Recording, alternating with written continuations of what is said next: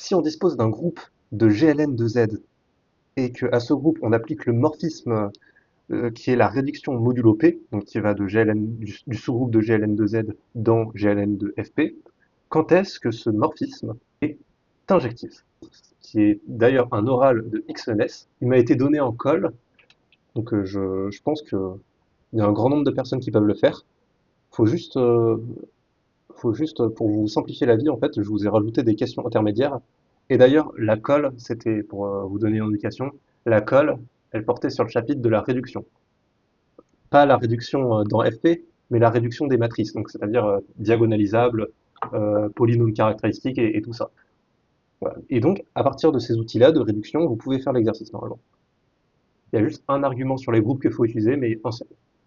Donc, si je vous ai mis quelques questions intermédiaires pour vous aider. Alors, la condition, ça va être que G est fini. Quand G est un groupe fini, on va avoir que phi est injective.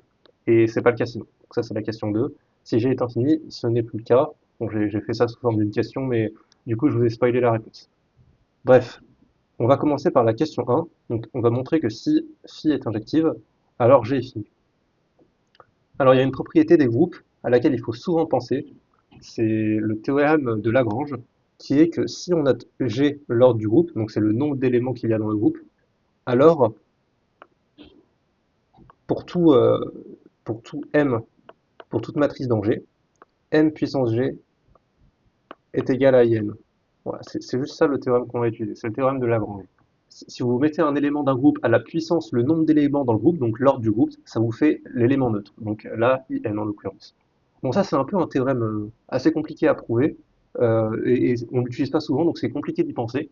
Donc pour ceux qui n'y ont pas pensé, je vais vous montrer que c'est quand même possible de le faire d'une autre manière, de montrer que, parce qu'on s'en fout que ce soit l'ordre de G qui est là, on veut juste montrer qu'il existe un cas, et que m puissance k est égal à IN.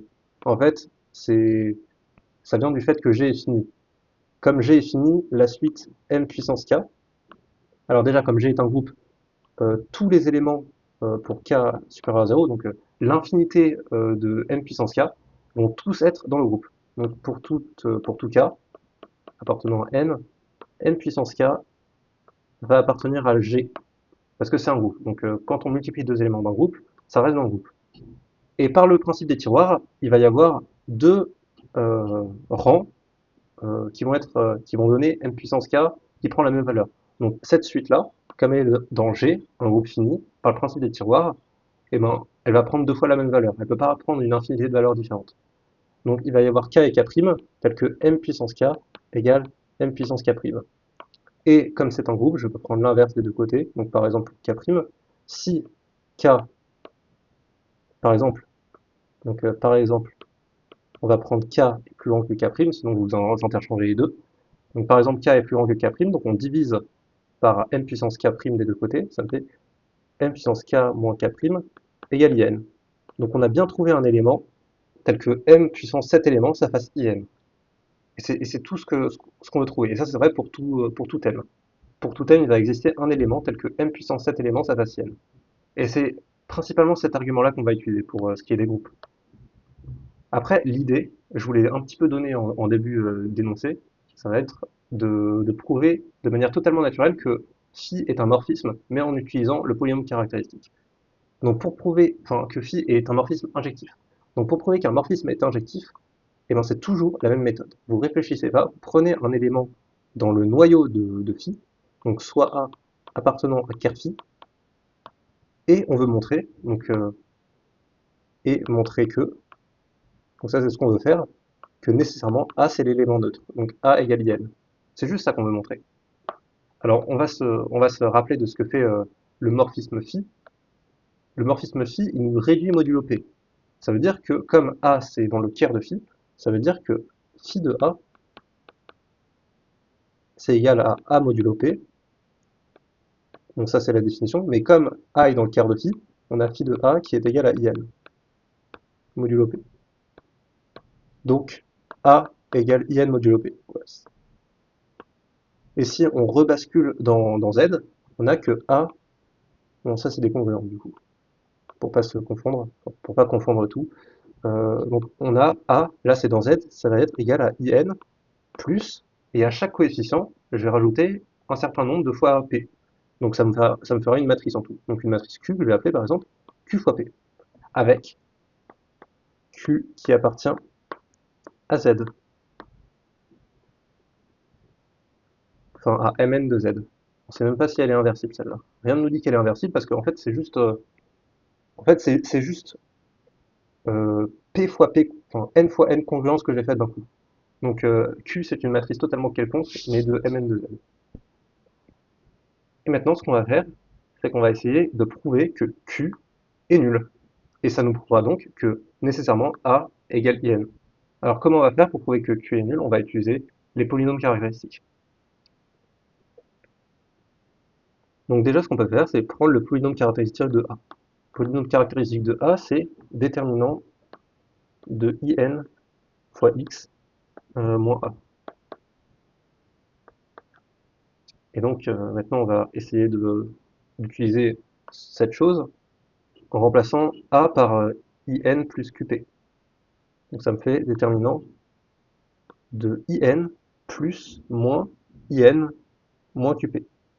J'espère que vous avez compris, mais de toute façon, c'est juste du calcul de base. X moins 1 IN moins 1. Non, moins QP, pardon.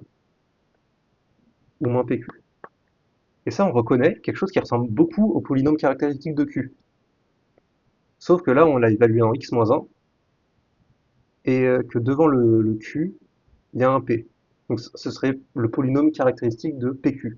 Mais bon, pour vous simplifier la vie, on va prendre le polynôme caractéristique de P, donc on va faire sortir le P. Donc le P va sortir du déterminant. Et finalement, on aura x-1. Là, dans le déterminant, on a factorisé par p, donc ce sera x-1 sur p fois n moins q.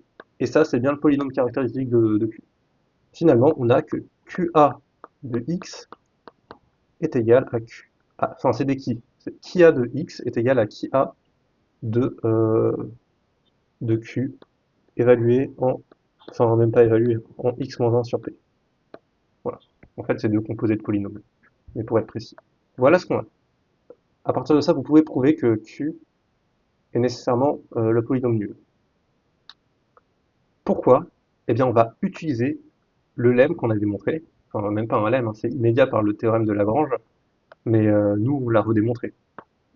Bon, ce qu'on a démontré, c'est un truc plus faible que le théorème de Lagrange, mais en fait, on a évité d'utiliser un bazooka pour tuer une mouche, en fait. Mais vous dites le théorème de Lagrange, ça fera plaisir à votre correcteur. Mais c'est pour avoir deux idées différentes. Bref, on a, comme A appartient au groupe, comme A appartient à G, et que G est fini, alors il existe K appartenant à n étoiles, tel que A puissance K égale IN. Et ça, c'est super, parce que ça nous dit que nécessairement, si on a une valeur propre de A, alors forcément, la valeur propre va être racine nème, enfin kème de l'unité. Alors, comment on voit ça? Eh ben, c'est très simple. Vous prenez une valeur propre de A, donc soit lambda qui appartient au spectre de A. Ça veut dire qu'il existe x non nul tel que AX égale lambda x. Et vous réappliquez A à cette égalité, vous appliquez A k fois, et ça vous fait donc A puissance k de x qui est égal à lambda puissance k de x. Et A puissance k de x c'est in. Donc vous avez x égale lambda k x. Et comme x est non nul, donc il a nécessairement une de ses composantes qui est non nulle, donc on regarde ce qui se passe dans cette composante qui est non nulle, et on simplifie par la composante, et on a donc que lambda k, lambda puissance k égale 1. Donc spectre de A, c'est forcément des racines de l'unité. Et donc plus précisément, c'est dans le cercle unité. Ça veut dire que le module des racines de A, enfin le module de tout ce qui est comme valeur propre dans A, eh bien ce sera 1. C'est déjà pas mal, parce que ça veut dire que ce polynôme-là, il a que des racines qui sont de module 1. Donc c'est très bien. Parce que les valeurs propres, elles sont racines de ce polynôme-là. Et si on a une racine de ce polynôme-là, ça veut dire que c'est des valeurs propres. Donc ça veut dire qu'elles sont de module 1. Maintenant, ce qu'on peut dire, c'est que alors, nécessairement, qui a, c'est égal à x moins lambda 1 fois, etc., fois x moins lambda n. Avec lambda 1 jusqu'à lambda n qui sont pas forcément distinctes 2 à 2, mais en gros, c'est les différentes racines de Kia. Et si j'évalue Kia en 1, ça va me faire, et que je prends le module, bah on va voir que par inégalité triangulaire, chacun de ces facteurs va être plus petit que 2, va être plus petit que 1, enfin que 1 plus la valeur absolue, enfin, le module de lambda i. Donc ça fait plus petit que 2. Donc ça va être plus petit que 2 puissance n. Et c'est ça qui est bien, parce qu'en fait, on avait...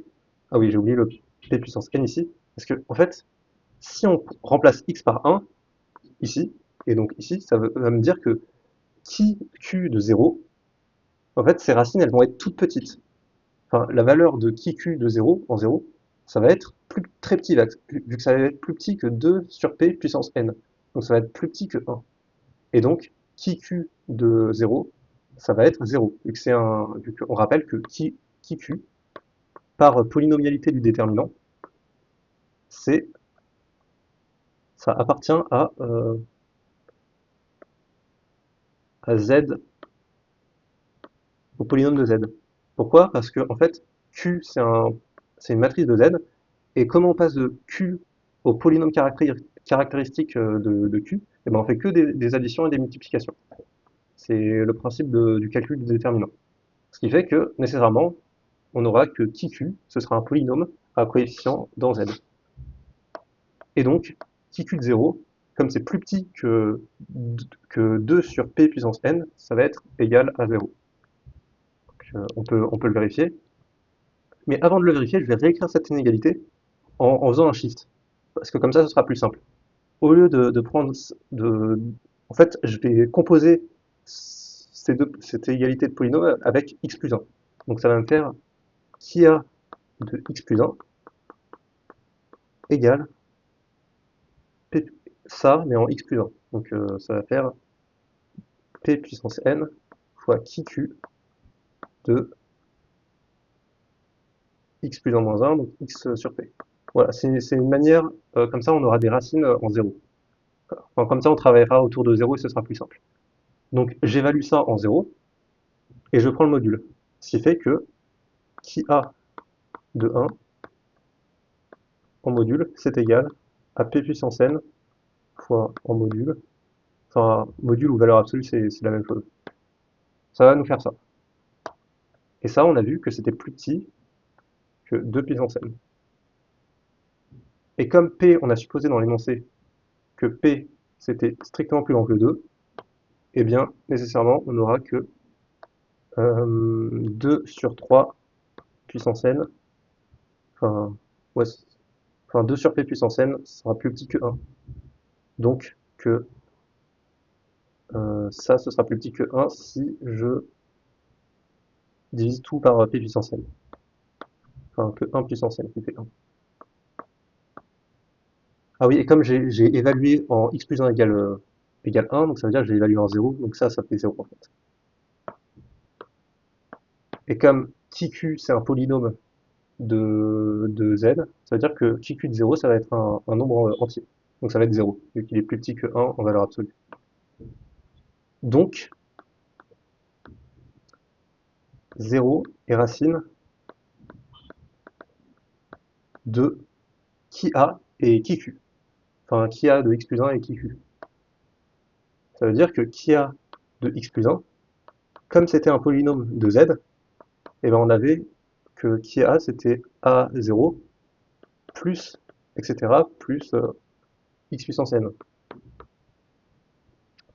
plus a1 x. Mais comme je sais que 0 est racine de ce polynôme-là, donc des deux polynômes qu'on a, c'est racine de ça et de ça. Enfin, Non, c'est racine de ça et de ça. Comme 0 est racine des deux polynômes, et ben on a nécessairement que en 0 ça fait 0, et ça fait pas A0, ce qui fait que A0 est égal à 0, quoi. Donc ça me fait ça. Et là, ce que je peux faire, c'est diviser par x. Et ça, on a l'impression que c'est plus un polynôme, mais en fait, si, c'est toujours un polynôme, comme on voit ici. C'est juste que tout ce qu'il y a en haut, c'est divisible par x. Donc ça, on peut dire que ça appartient toujours au polynôme de z. Et en fait, là, on peut se dire que j'ai juste dit que x, qui a était nécessairement divisible par x, par division euclidienne, ou par le courant. Mais en fait, c'est plus fort que le courant. C'est parce que ce qu'on a dans le cours, c'est que comme comme 0 est racine de ce polynôme-là, on a que ce polynôme-là, c'est x fois un autre polynôme. Et là, on peut diviser par x, et on voit que le truc divisé par x, ça fait p, c'est un polynôme. Sauf que, en fait, ça marche que dans un corps. Donc là, on aurait été obligé de se plonger dans le corps q de x, par exemple, et on aurait juste que p appartient à q de x. Donc là, en fait, ce qu'on a prouvé, c'est plus fort. En fait, c'est ça que ça, c'est ce que vous donne votre cours, mais c'est pas assez fort pour cet exercice. Nous, ce qu'on a besoin, c'est d'un truc plus fort. Après, dans le cours, il y a certaines démonstrations du fait que quand quelque chose est racine dans z, enfin pour un polynôme de z, et ben ce qui reste, bah, ça reste dans z. Enfin, ce qui est à côté de x moins la racine, ça reste dans z. Il y a des démonstrations pour ça, mais c'est pas dans le cours. Bon, bah, moi, je fais ce qu'il y a dans le cours, hein, et sinon, sinon je redémontre. Bref, on a qu'il y a de x plus 1 qui est sur x qui est dans z de x. Mais c'est aussi le cas pour ce polynôme-là, divisé par x, parce que c'est égal à ça divisé par x. Ou on peut le voir aussi parce que 0 est une racine de q, de qui q. Donc on peut aussi dire que qui q sur x appartient à z de x. Mais de la même manière, les racines qui restent dans ce polynôme-là, ce sera toujours des racines de l'unité. Ce qui fait que si j'évalue ce polynôme en 0, en fait c'est la même chose que d'évaluer qui a de x sur x moins 1 en 0. Et donc ça, on a vu par le même argument, là, ça, en valeur absolue, ça va être plus petit que 2 puissance, et là, il y a plus n facteurs dans le produit, vu qu'on en a enlevé un. Donc ce sera juste plus petit que 2 puissance n-1. Mais bon, ça va largement nous suffire. En fait, là, ce que vous allez voir, c'est qu'on va faire tout le temps la même chose jusqu'à arriver au fait que qui a, enfin, jusqu'à arriver à un polynôme constant. Donc il y a une récurrence qui va se cacher derrière ce qu'on fait. Mais là, je fais le début pour vous montrer d'où vient la récurrence et comment on peut avoir l'intuition de la récurrence. Donc maintenant, si je réécris cette égalité-là en divisant tout par x, parce que je peux, et ça reste des polynômes, c'est ça qui est bien. Donc qui a de x plus 1 sur x qui est égal à qui de 1 sur p, non, de x sur p, divisé par, euh, divisé par x fois p puissance n, et bien ça, je peux encore une fois évaluer ça en 0. Ah oui, non, là j'ai mal écrit. Ça, c'est évalué en 1. Voilà. Et là, ça vous fait le facteur enfin, ça vous fait le produit de facteurs tous plus petits que 2 en module, comme ce qu'on avait ici. Sauf qu'il n'y a plus n facteurs, mais il y en a n-1. Et une fois que j'ai ça, en fait, ce que je peux faire, c'est faire la même chose. Sauf que là, on va voir que si on majore ça par 2 puissance n plus 1, en 0 bien sûr, enfin 2 puissance n moins 1, vu qu'on peut juste majorer par 2 puissance n moins 1, il va y avoir un problème quand on va diviser. Pourquoi il va y avoir un problème? C'est parce que ce polynôme-là, c'est pas un polynôme à coefficient dans z. Vous pouvez le vérifier, à cause du divisé par p qu'il y a ici. Donc là, on va faire autre chose. En fait, on va ramener euh, un p ici pour qu'on ait la même chose en haut et en bas. Donc ça veut tout simplement dire que ça, je peux enlever un p qu'il y a ici, faire n-1, voilà, comme ça on se retrouve avec des n-1 et c'est très bien, et le remettre ici, 2 étages plus bas. Et là, c'est bien, parce que ça, c'est le polynôme, c'est un polynôme dans Z évalué en x sur p, enfin composé avec x sur p. Et pourquoi ça va pas nous déranger, vu qu'il y a un divisé par p, donc ça devrait nous déranger, mais en fait non, parce que rappelez-vous qu'on va évaluer en 0. Et en 0, divisé par p, ça fait rien. 0 divisé par p, c'est comme 0. Et c'est ça qui va nous sauver. Donc, on évalue en 0, ce qui fait que ceci évalué en 0 en module, c'est plus petit que 2 puissance n-1. Et ceci évalué en 0, donc c'est qui q, ah oui j'ai oublié le q, qui q de x sur p divisé par x sur p. Donc ça c'est un polynôme. Ah oui, je fais passer le p puissance n-1 ici. Voilà. Donc ça c'est évalué en 0. Bon, ça on peut rien dire, vu que c'est un polynôme de... ça va faire un truc plus petit que 1, mais ça va faire un truc rationnel plus petit que 1, donc on peut rien dire. Mais ce que je peux faire, c'est faire passer le 1 sur p ici, à la place du 0. Parce que là, on a évalué en 0, puis on a divisé par p. Mais je peux diviser par p avant d'évaluer, et ça fera la même chose. Donc ça, c'est égal à qui q de x sur x, évalué en 0 sur p, donc en 0. Et ça tombe bien parce que c'est un polynôme dans q, enfin dans z. Donc, nécessairement, 0 est une racine de qui q de x sur x. Donc, qui q, par le même argument qu'on a utilisé avant, qui q de x sur x carré appartient à z.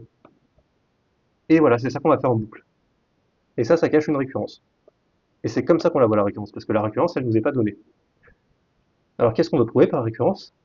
Eh bien c'est tout simplement deux choses. La récurrence, quand on fait une récurrence, c'est important d'avoir l'hypothèse de récurrence en tête. Donc on suppose l'hypothèse de récurrence, et l'hypothèse de récurrence, ça va être quoi? Ça va être que, bah, c'est ce qu'on avait en fait. On se dit qu'on va faire grimper la puissance qu'il y a ici, jusqu'à que ça atteigne n. Donc ça va être qui a x plus 1 sur x puissance n, enfin x puissance k, appartient à z de x, et, parce que ça va nous être utile dans la récurrence, que ce soit la même chose pour q. Et en supposant ça, on peut prouver ceci pour le rang suivant. Donc on le suppose pour k qui est plus petit que n, parce qu'on veut le prouver pour k plus 1. Et on veut le prouver pour tout k entre 0 et n. Ce qui fait que pour la récurrence, on prend le k strictement plus petit que n, pour que k plus 1 soit plus petit que n. Donc on va le prouver de la même manière qu'on a fait. Donc en disant que qui de a x plus 1 sur x puissance k, de la même manière, évalué en 0, ça c'est le même argument, mais cette fois-ci, dans le facteur, il va y avoir 2 puissance n-k à terme. Donc ça va être plus petit que 2 puissance n-k. Et bien sûr, donc, ce qu'on fait, c'est qu'on réécrit l'inégalité qu'on avait prouvée au début, qu'on avait prouvée il y a longtemps. Voilà, celle-là, on l'a réécrit, mais en la divisant par x puissance k. Donc je vais la copier et juste la diviser par x puissance k. Et lui faire quelques modifications, mais de la même manière que ce qu'on avait fait avant, de ce qu'on avait fait avant. Voilà. Et en fait, ce qu'on avait fait avant, si vous vous souvenez bien, c'est qu'on avait pris une partie du p et on l'avait mise en bas du x puissance k. Donc on en avait pris k. Et donc on en enlève k ici. C'est juste ça qu'on a fait. Et on a toujours l'égalité.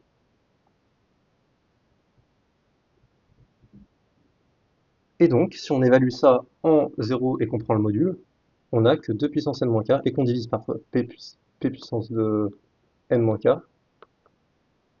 Ça, c'est plus petit que 1. Bien sûr, par la même astuce que tout à l'heure, on peut faire basculer les divisés par p ici, ce qui fait qu'on peut les enlever. Donc j'enlève les divisés par p. Et ça, par hypothèse de récurrence, c'est un polynôme à coefficient dans z. Ce qui fait que ceci va être dans z et plus petit que 1 en module, ce qui fait que ça va être égal à 0. 0 est racine de ce polynôme-là, ce qui fait que je peux encore le diviser par q en le laissant dans z crochet x. Et c'est magnifique parce que ça nous donne notre hypothèse de récurrence. Et comment on a l'autre partie de l'hypothèse de récurrence? Eh bien tout simplement en disant que c'est la même chose, c'est aussi une racine de ce polynôme-là que je peux encore diviser par, par x et ça va rester dans z, crochet x. Donc, et x, bon, là, j'ai plus trop de place, mais x qui de a de x sur x plus 1 va rester dans z, crochet x. Et on a notre hypothèse de récurrence pour tout n, enfin pour tout k plus petit que n. Donc en particulier, on aura que qui a de x plus 1 sur x puissance n va appartenir à z projet x et qui q de x plus de x sur x puissance n appartient à z crochet x. Si vous vous souvenez de ce qu'on voulait prouver, en fait on voulait prouver euh, que, que a c'était in, donc que q c'était égal à 0.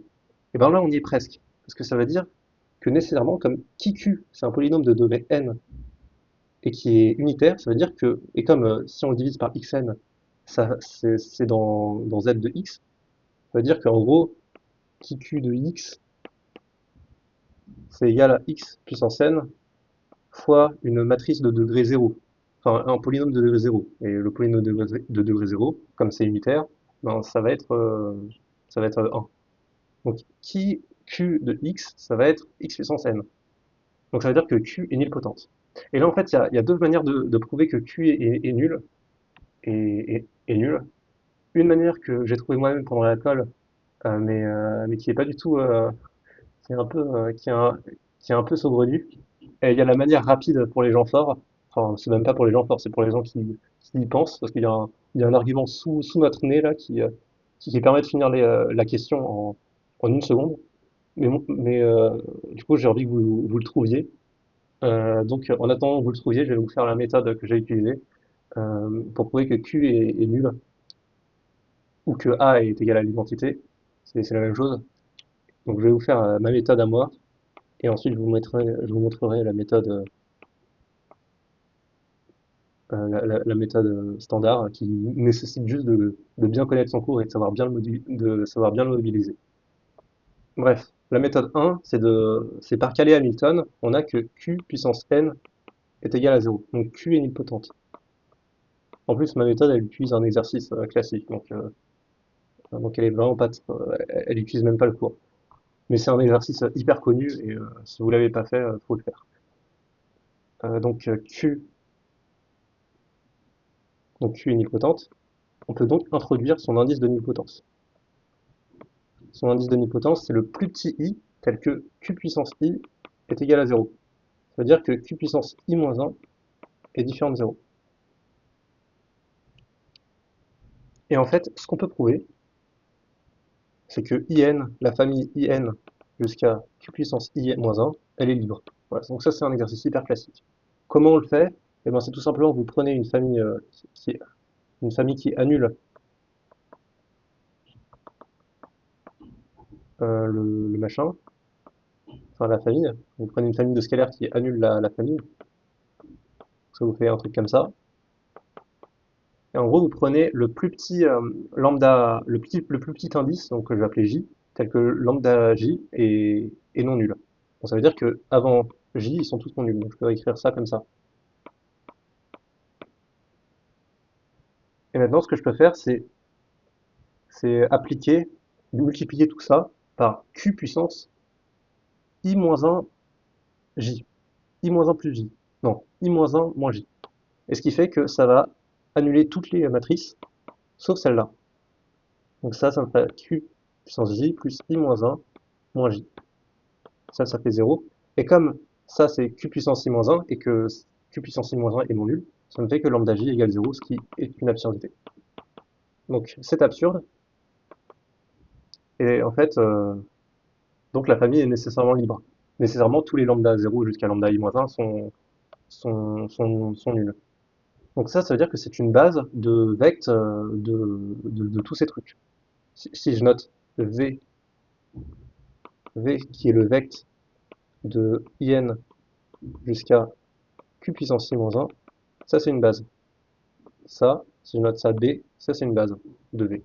Et en fait, ce qu'on peut prouver, c'est que comme A c'est égal à IN plus PQ, et ben par la formule du binôme, on va avoir pour tout M, A puissance M, ça va être la somme des, euh, des K parmi M,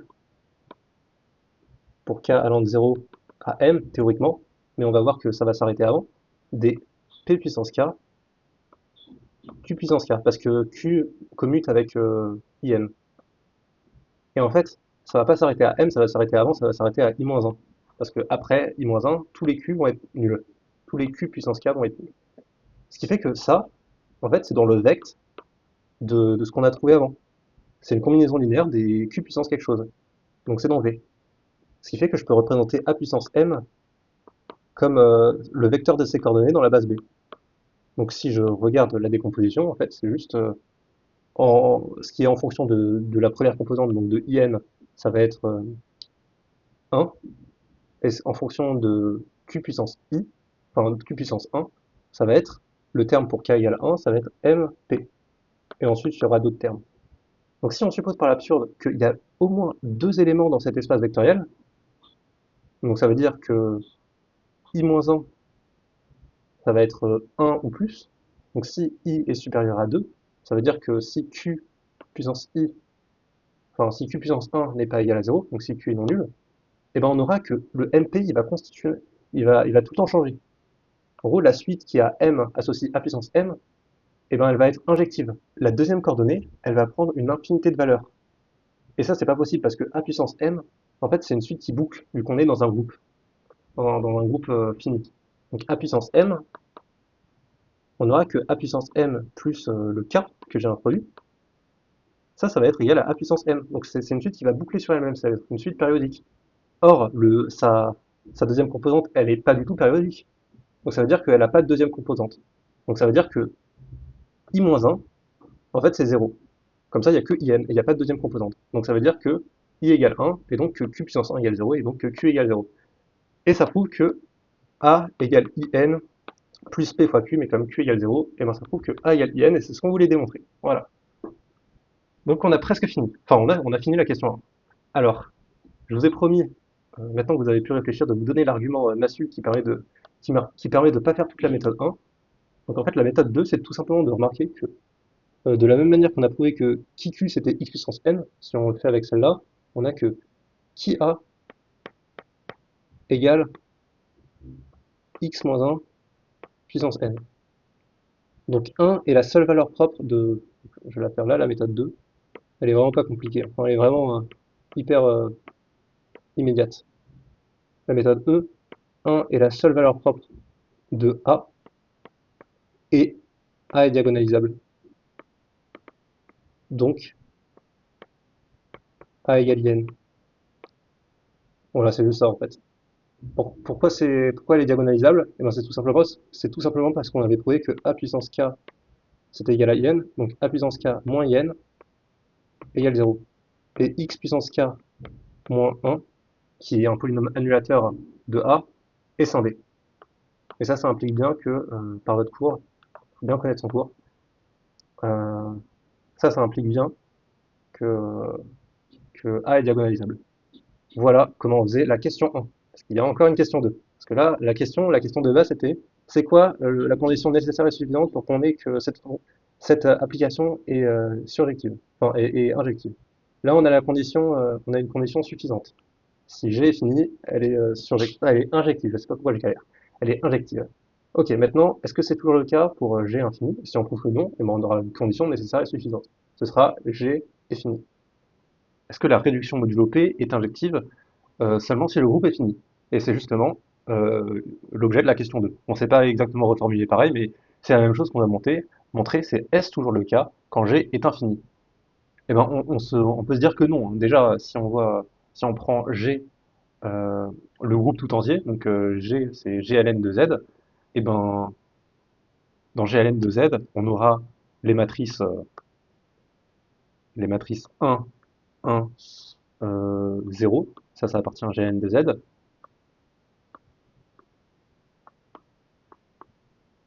et 1, 1, P appartient aussi à GLN de Z. Et pourtant, elles ont le même, la même réduction modulo P. Les deux sont égales à l'identité modulo P. Donc on se doute bien que ça va pas marcher. Et ce qu'on peut conjecturer, enfin ce qu'on va démontrer, c'est que si le groupe est infini, et ben phi est nécessairement non injective. Mais ça, vous aurez deviné pourquoi c'est le cas. En fait, la question 2, c'est pas une vraie question de l'X, c'est moi qui l'ai rajoutée. En fait, elle est très simple, la question 2. Si phi est injective et que G est, est infini, ça veut dire, par, par propriété des fonctions injectives, en fait, phi comme c'est une application injective, elle conserve le cardinal des parties. Donc G, le cardinal de G, c'est le même que le cardinal de phi G. Mais en fait, ce qu'on a par propriété des injections, c'est que phi, enfin une injection qui va d'un ensemble à un autre peut exister si et seulement si, oui, l'ensemble de départ est plus grand que l'ensemble d'arrivée. En gros, on dit que l'ensemble de départ s'injecte dans l'ensemble d'arrivée, et un petit moyen mnémotechnique, c'est le fait que s'il s'injecte, eh ben, il est forcément plus petit. On ne peut pas injecter quelque chose dans quelque chose de plus petit que soi. Quelque chose de gros ne peut pas être injecté dans quelque chose de petit. Donc en gros, si il y a une application, même pas un morphisme, hein, une application euh, injective qui existe qui part de G et qui arrive dans GLN de FP, ça veut dire que le cardinal de G est plus petit que le cardinal de GLN de FP. Et le cardinal de GLN de FP est fini. Donc ça, on peut le dire. Donc si phi qui part de G et qui va dans GLN de FP est injective, ça implique nécessairement, on a, on a donc, ça implique que cardinal de G est plus petit que cardinal ou plus petit ou égal bien sûr, de GLN de FP. Et vous pouvez le vérifier, GLN de FP est bien de cardinal fini. Donc si on veut faire une majoration brutale de cardinal de FP, ce qu'on peut faire, vu qu'on veut juste montrer qu'il est fini, on peut dire que si une matrice appartient à FP, bah le premier terme de la matrice va être compris entre 0 et P-1, donc P façon de prendre le premier terme, il y a aussi P façon de prendre le deuxième terme, etc. Et on fait ça le nombre de termes qu'il y a dans la matrice, donc il y a n fois n termes, donc cardinal de Fp est plus petit que, enfin cardinal de Gn de Fp est plus petit que le nombre d'éléments dans Fp, donc P fois le nombre de cellules dans la matrice, donc n fois n, donc P puissance n carré. Donc, carte de G est finie. Ce qui fait que par contraposition, par contraposition, on a si card de G est l'infini, donc s'il y a une infinité d'éléments dans G, alors phi ne peut pas être injective. Voilà, c'était une petite question pour vérifier que vous avez toujours en tête le chapitre de dénombrement, parce que quand on arrive au concours, ça fait longtemps qu'on n'a pas fait de dénombrement normalement, enfin, sauf si on a bien révisé, mais c'est toujours bien de se le remettre en tête. Donc ne veut pas être injective. Et voilà, on a bien l'équivalence. Voilà. Donc je trouve que c'est un exercice hyper beau parce que on a en fait que le fait que la réduction modulo P d'un groupe, elle est injective si et seulement si, enfin dans les matrices, elle est injective si et seulement si le groupe est fini. Et ça, je trouve que c'est un résultat magnifique, tout simplement.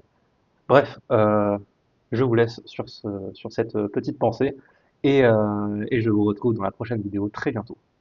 Au revoir.